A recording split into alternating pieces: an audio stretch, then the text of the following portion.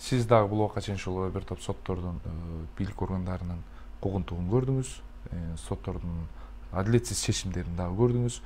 Ошол соттордун азаттыгы үчүн Азаттык партиясы кандай кадамдарды көрөт? Ошол сотторго кандай бир шарттарды түзүп бересиздер, барсаңыздар бир мыйзам менен бекемдеп, бышыктап?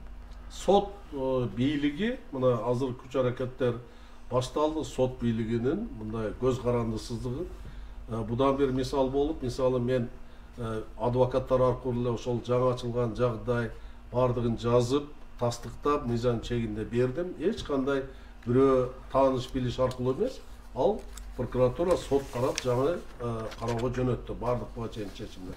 Ушундайлар акыркы мезгилде бул тараптан жакшы иштер жүрүп атат.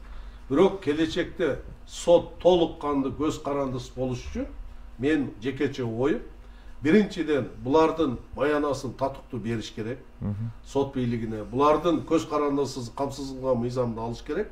Үчүнчүдөн жоопкерчиликти күчөтүш керек. Эгерде сен кокустан мыйзамды бузуп, анын күнөөсү жок, соттогон же башка кылсаң, сөзсүз түрдө ошол сот анын бардыгы далилденгенден кийин ал дагы ошондой жазаны тартыш керек. Үчүнчүдөн мен ойлоп атам, соттордун бардыгын райондук сотту район деңгээлде элге шайлатыш керек. Областтык сотту областтын деңгээлде эл шайлаш керек. Жалпы республикалык сотторду жалпы элдин элегинен өтүп эл шайлаганда булар ошондо көз карандысыз, андан кийин адилеттүү чечимдерди кабыл алат деген ойдомун да.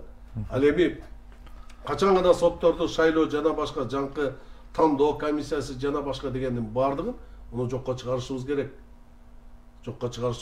Себеп дегенде ушул тандоо комиссия бийлик сотту тандоодо кандайдыр бир ырычагы же кийлигишүүсү болсо, ал жерде адилеттүүлүк уже тайый баштайт.